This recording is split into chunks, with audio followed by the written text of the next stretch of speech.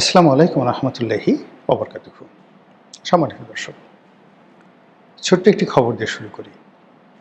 নতুন সরকার ক্ষমতা আসার পরে প্রথম বিদেশি মুদ্রার যে রিজার্ভ কেন্দ্রীয় ব্যাংকের, সেটি ৩০ বিলিয়ন ছাড়িয়ে আজকের দিন পর্যন্ত ৩৫ বিলিয়নে পৌঁছে গেছে।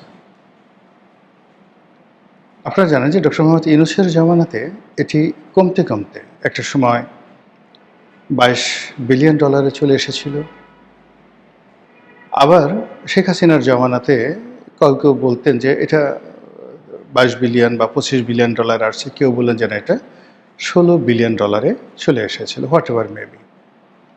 কিন্তু যখন আইএমএফ শেখ হাসিনা সরকারকে ঋণ দিল এবং পরপর ৩টি কিস্তি ছাড় করল, তখন আমাদের দেশে যে সমস্ত লোকজন শেখ হাসিনার ফরেন পলিসি, তার বৈদেশিক মুদ্রানীতি এবং কেন্দ্রীয় ব্যাংকের যে রিজার্ভ, এটা নিয়ে যে সকল নেতিবাচক কথা প্রচার করেছিল, সেটা সঙ্গে সঙ্গে বন্ধ হয়ে গেল।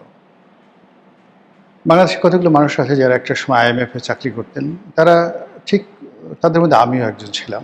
আমি চাকরি করিনি আইএমএফে, কিন্তু যারা আইএমএফে চাকরি করতেন তাদের সাথে ভালো সম্পর্ক ছিল। তো ফলে যখন শেখ হাসিনা সরকার ইমেজ সংকটে পড়ে গেল, দেশীয় যে প্রচার প্রোপাগান্ডা, এস আলমের কেলেঙ্কারি থেকে শুরু করে বিভিন্ন ক্ষেত্রে, তখন তার ফরেন রিজার্ভ দরকার, মানে ফরেন রিজার্ভ তার ওকে ছিল, ৩০ বিলিয়ন ডলারের নিচে নেমে যাচ্ছিল। এর মধ্যে ৮ বিলিয়ন ডলার নিয়ে আইএমএফের সঙ্গে, বিশ্বব্যাংকের সঙ্গে তাদের একটা বার্গেনিং হচ্ছিল। এই কারণ হলো যে সেটি, অর্থাৎ বাংলাদেশ ব্যাংক থেকে তারা এই ডলারটা নিয়ে বিভিন্ন সেক্টরে তারা বিনিয়োগ করেছিল, ওটাকে তারা হিসেবের মধ্যে দেখাচ্ছিল। তো সেই দিক থেকে প্রায় ৮ বিলিয়ন ডলার আইএমএফ বলছিল যে তুমি তোমার হিসাব থেকে এটা আলাদা করে মাইনাস করে দেখাও। তো আইএমএফের চাপে পরে সরকার কী করলো, দেখালো যে এই ৮ বিলিয়ন ডলার সহ এত, আর ৮ বিলিয়ন ডলার ছাড়া এত। তো সেই ৮ বিলিয়ন ডলার বাদ দিয়েও সেই আওয়ামী লীগের যে রিজার্ভ, এটা ২২, ২৩, ২৫ বিলিয়ন ডলারে ওঠানামা করছিল। আর তার সঙ্গে যদি আপনি ৮ বিলিয়ন ডলার যোগ করেন, তাহলে ২৫ বিলিয়ন ডলারের সাথে ৮ বিলিয়ন ডলার মানে ৩৩ বিলিয়ন ডলার। এবং তাদের এই যে যখন সংকট ছিল না, তখন রিজার্ভ, বাংলাদেশ ব্যাংকের রিজার্ভ এমন একটা পর্যায়ে চলে গিয়েছিল যেটা পুরো এশিয়ার মধ্যে বলতে গেলে অনেকের কাছে এটা ঈর্ষণীয় ছিল। এনিওয়ে, তো আওয়ামী লীগ সরকারের পতনের পর আইএমএফ পরবর্তী যে কিস্তিগুলো, সেই কিস্তিগুলো তারা দেয়নি। It means doctor Mohammad Yunus সরকারকে তারা বিশ্বাস করেনি, অথবা শেখ হাসিনা সরকারের সময় আর্থিক খাতকে আমরা যতটা দুর্নীতিগ্রস্ত বলেছিলাম, আইএমএফের দৃষ্টিতে সেটা অতটা দুর্নীতিগ্রস্ত ছিল না। বরং অনেক ক্ষেত্রে আইএমএফ যে সকল প্রশংসা করেছিল, যারা এই যুগে, মানে ওই সকল প্রশংসা এই যুগে বলাটা আমার জন্য বা অনেকের জন্য নিরাপদ নয়। এখনকার বাস্তবতা হলো যে ডক্টর মোহাম্মদ ইউনূস আইএমএফ থেকে কোনো ঋণ পায়নি, আর বর্তমান সরকার এখন পর্যন্ত আইএমএফের কাছ থেকে কোনো ইতিবাচক সাড়া পাননি। অধিকান্ত যে সর্বশেষ কিস্তি, আইএমএফের সর্বশেষ কিস্তি, এটি আইএমএফ ছাড় করেনি। তারা বেশ কিছু সংস্কার প্রস্তাব দিয়েছে, ডক্টর মোহাম্মদ ইউনূসকে দিয়েছিল। ডক্টর মোহাম্মদ ইউনূস সেটা কিছুটা বাস্তবায়ন করার চেষ্টা করেছিল। শুল্ক নীতিতে এনবিআরকে আলাদা ভাগ করা, জ্বালানি তেলের মূল্য সমন্বয় করা, তারপরে ব্যাংক ঋণের যে সুদ হার, এটা বাড়ানো। আগে যেটা মানে ৯-৬ ছিল, বা যে একটা বেঁধে দেওয়া হয়েছিল, ডলার মার্কেটটাকে নিয়ন্ত্রণ করা হয়েছিল, সেই জিনিসগুলো ডক্টর মোহাম্মদ ইউনূস অনেকটা ওপেন আপ করে দিয়েছিলেন। কিন্তু তারপরেও আইএমএফ তাকে সেই টাকা দেয়নি। আবার বর্তমান সরকার ক্ষমতা আসার পর সবাই ভেবেছিল যে আইএমএফ এবার টাকা দেবে, আর নতুন করে টাকা দেবে। কিন্তু বাস্তবে এখনও পর্যন্ত তার কোনো প্রতিফল পাওয়া যায়নি। তারা সরকারের সঙ্গে নতুন করে বসবে, আবার বাংলাদেশে আসবে। আমি যখন ভিডিওটি করছি তখন বিশ্বব্যাংকের সঙ্গে, আইএমএফের সঙ্গে, অন্যান্য দাতা সংস্থার সঙ্গে বৈঠকের জন্য অর্থমন্ত্রী আমির খসরু মাহমুদ চৌধুরী তার বিরাট বহর নিয়ে তিনি আমেরিকাতে আছেন। কিন্তু যতটুকু তাদের যে ছায়াছবি দেখেছি, অভিব্যক্তি দেখেছি এখনো পর্যন্ত সেখান থেকে কোনো ভালো ফলাফল আসেনি। এদিকে যেটি হলো যে তেল কেনার জন্য সামনে ৩ মাস ৪ মাস ৫ মাস তেল কেনার জন্য সরকারের কম করেও হলেও অতিরিক্ত $4 বিলিয়ন তাদের লাগবে। এই $4 বিলিয়ন হয়তো তার অভ্যন্তরীণ খাত থেকে $2 বিলিয়ন তারা দিতে পারবে, বাকি $2 বিলিয়ন তারা এখন ঋণ হিসাবে চাচ্ছে। IMF-এর কাছে তারা চেয়েছিল, IMF তো বললাম যে অতিরিক্ত $2 বিলিয়ন তেল কেনার জন্য দেওয়া তো দূরের কথা, তারা যে লোনটি আওয়ামী লীগ জমানাতে দিয়েছিল সম্ভবত $4.5 বিলিয়ন, সেটার যে কিস্তি, শেষ কিস্তি বা পরবর্তী কিস্তি তারা এখনও ছাড় করাচ্ছে না। এদিকে জাপান এই যে চলমান যে ফুয়েল সংকট, এটাকে দূর করার জন্য এশিয়ার বিভিন্ন দরিদ্র রাষ্ট্র, তাদের বন্ধু রাষ্ট্র, তাদেরকে আর্থিকভাবে সহযোগিতা করার জন্য $10 বিলিয়ন একটা ফান্ড তারা তৈরি করেছে। এখন এই $10 বিলিয়ন বিভিন্ন রাষ্ট্রকে তারা দেবে, হাওলাত হিসেবে দেবে না ডোনেটেশন হিসেবে দেবে এটা এখনো পর্যন্ত স্পষ্ট নয়। তাদের কথা হলো যে এটা অনেকটা CSR-এর মতো। তাদের পার্টনাররা যদি বিপদে পড়ে, প্রায় সব দেশেই জাপানের বিনিয়োগ আছে, আমাদের বাংলাদেশেও বিনিয়োগ আছে, বাংলাদেশে হাজার হাজার কোটি টাকার বিনিয়োগ, জাপানি বিনিয়োগ আছে, ইপিজেটে বিনিয়োগ আছে। এখন যদি ফুয়েল না থেকে, তেল না থেকে, সেই শিল্প কলকারখানাগুলো ধ্বংস হয়ে যাবে। জাপানের শেয়ার মার্কেটে সেটার প্রতিফল মানে তারা পাবে। এই জন্য তাদের বন্ধু রাষ্ট্র, যে সকল রাষ্ট্রে তাদের ব্যবসা বাণিজ্য রয়েছে, সে সকল রাষ্ট্রে যেন ফুয়েল কিনতে গিয়ে তারা বিপদে না পড়ে, এই জন্য তারা $10 বিলিয়ন একটি ফান্ড তৈরি করেছে। এবং এটার একটা বৈঠক হচ্ছিল এবং সেই বৈঠকে বাংলাদেশের প্রধানমন্ত্রী সরাসরি সেখানে অ্যাপিল করেছে যে বাংলাদেশকে যেন $2 বিলিয়ন দেওয়া হয়, অর্থাৎ $10 বিলিয়ন এশিয়ার সব দেশের জন্য, তার মধ্যে বাংলাদেশে $2 বিলিয়ন চাচ্ছে। এটা যে অসম্ভব এটা যে কোনো মানুষ বুঝতে পারে। যদি জাপান বাংলাদেশকে দেয়ও, আমার কাছে মনে হচ্ছে না যে $2 মিলিয়ন বেশি, অর্থাৎ $20 লাখ বেশি সেখানে দেয়া হবে। তো হায়ারাস যদি এখানে $20 লাখ বা $2 মিলিয়ন দেওয়া হয়, তো সেখানে $2 বিলিয়ন মানে কত টাকা? অনেক টাকা। তার কি অংশ কিন্তু বাংলাদেশ পাচ্ছে না। তাহলে বাংলাদেশ এই ফুয়েল ক্রাইসিস মোকাবেলা করতে পারবে কিভাবে? তাকে এই যে আমাদের যে ফরেন রিজার্ভ আছে, সেই রিজার্ভের টাকা খরচ করে দিতে হবে। কিন্তু রিজার্ভের টাকা কিন্তু ইচ্ছে করলেই তারা খরচ করতে পারে না।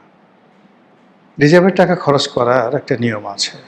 এই যেমন রিজার্ভ কারা পাঠিয়েছে, বিদেশ থেকে যারা আমাদের শ্রমিক ভাই আছেন, প্রবাসী ভাই আছেন, তারা পাঠালেন। তো $4 বিলিয়ন তারা পাঠিয়েছে। এই $4 বিলিয়ন বাংলাদেশ ব্যাংক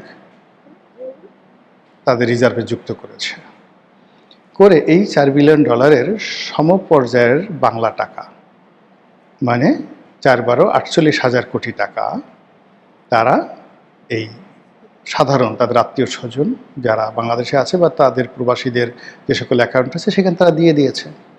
তাহলে কি হলো, এই যে টাকাটা সে ফরেন রিজার্ভ হিসেবে রেখে দিয়েছে, তার এগেনস্টে বাংলা টাকা সে দিয়ে দিয়েছে।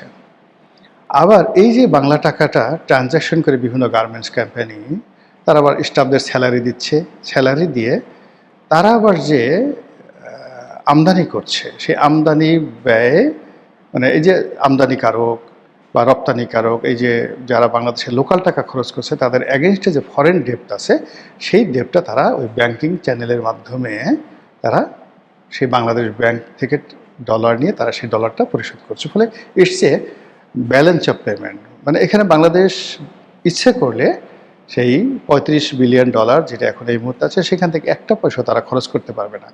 শেখ হাসিনার জমানাতে তাদের একক একটা কর্তৃত্ব ছিল এবং এটা নিয়ে তাদের IMF-এর সাথে অনেক গণ্ডগোল হয়েছিল যে ওই রিজার্ভ থেকে তারা $8 বিলিয়ন সরিয়ে অন্য একটা সেক্টরে খরচ করেছিল। এখন সরকার চেষ্টা করলো $8 বিলিয়ন তো দরের কথা, $8 মিলিয়ন ওখান থেকে বের করতে পারবে না। এর কারণ হলো যে এই যে $35 বিলিয়ন, এই $35 বিলিয়ন এগেনস্টে এই যে এক্সপোর্টারদের টাকা আছে, ইম্পোর্টারদের টাকা আছে, তারপরে যারা ফরেন রেমিটেন্স করেছে তাদের টাকা আছে। ফলে প্রত্যেকটা টাকার এগেনস্টেই এই মানে যাকে বলা হয় বৈদেশিক মুদ্রা সংশ্লিষ্ট পক্ষকে পরিশোধ করতে হবে কেন্দ্রীয় ব্যাংকে। ফলে এখান থেকে আলাদা করে যদি তারেক রহমান সাহেব চানও যে $2 বিলিয়ন আমাকে দেন, এই $2 বিলিয়ন দিয়ে আমি কিন্তু তেল আমদানি করব না, তাকে যে কাজটা করতে হবে সেটি হলো এই $2 বিলিয়ন যে তেল, সেই তেলের যে টাকা, সেই টাকাটা আগে কেন্দ্রীয় ব্যাংকে বাংলা টাকা জমা দিতে হবে। কিন্তু আমাদের দেশের যে পেট্রোলিয়াম সেক্টর, এখানে তেল বিক্রি, পরিচালন, অন্যান্য ভাবে বছরে 40 থেকে 50 হাজার কোটি টাকা শুধুমাত্র এই অয়েল সেক্টরে তাদেরকে সাবসিডি দিতে হয়।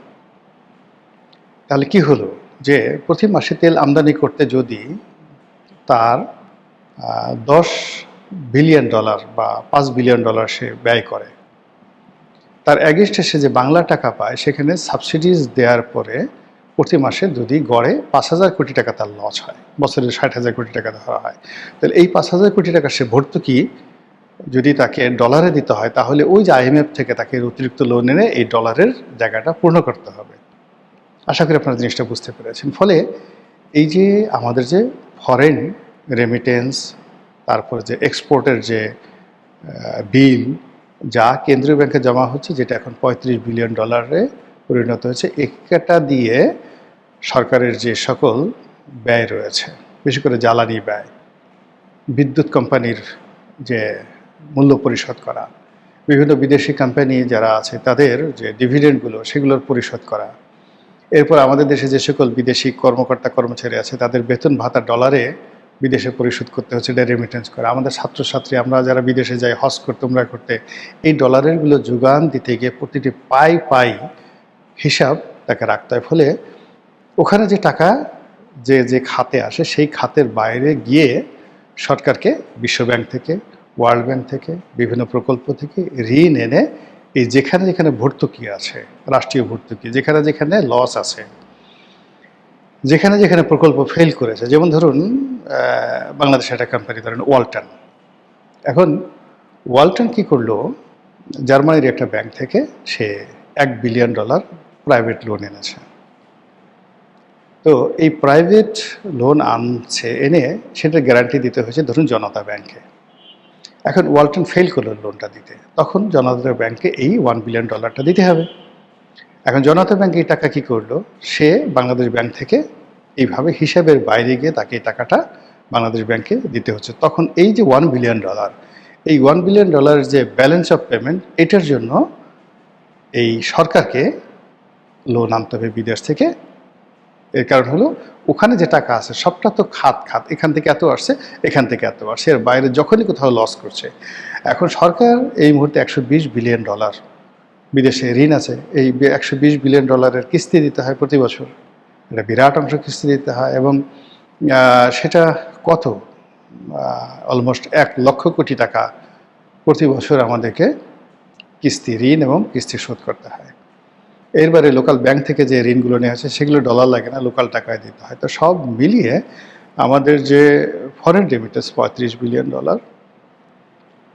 এটি এখন আমাদের দেশে যে ক্রাইং ডেটগুলো রয়েছে, ফুয়েল, এরপরে বিদ্যুৎ আমদানি করা, আদানির বিল করা, নেপাল থেকে আমদানি করা, এরপরে আমাদের যে বিদ্যুৎ সেক্টরগুলোতে আমরা যে সাবসিডিজ দিচ্ছি, পল্লী বিদ্যুৎ আমাদেরকে সাবসিডিজ দিচ্ছি, তার ডেস্কোতে আমরা সাবসিডি দিচ্ছি, সব মিলে এই সাবসিডিজগুলোর ভর্তুকি পূরণ করার জন্য সরকারকে এই মুহূর্তে আরও অ্যাটলিস্ট $10 বিলিয়ন দরকার বিভিন্ন সেক্টর থেকে, আদারওয়াইজ হবে না। এখানে যদি আমাদের এই ফরেন রিজার্ভ এই মুহূর্তে $50 বিলিয়ন হয়ে যায়, কিন্তু ওই যে আমাদের যে সাবসিডিজ দিতে হয়, আমাদের যে লস হচ্ছে রাষ্ট্রীয় প্রকল্পগুলোতে, আমাদের বিভিন্ন প্রাইভেট সেক্টরগুলোতে লস হচ্ছে, বিদেশি ফরেন রেমিটেন্সগুলো আসার সাথে সাথে আবার যে বিদেশি দেনা পরিশোধ করতে হচ্ছে, এইগুলোর আমাদের এই মুহূর্তে যে ব্যালেন্স অফ পেমেন্ট রয়েছে ফরেন কারেন্সিতে, সেটার পরিমাণ মিনিমাম $10 বিলিয়ন, যেটা এই অর্থ বছরে সরকার লাগবে, এবং সেই টাকা ছাড়া কাজ হবে না।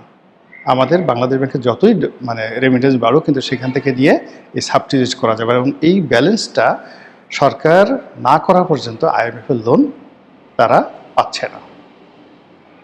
আশা করি বুঝতে পারছেন সমস্যাটা কোন পর্যায়ে দাঁড়িয়েছে। আসসালামু আলাইকুম রহমতুল্লাহি ওয়া বারাকাতুহু।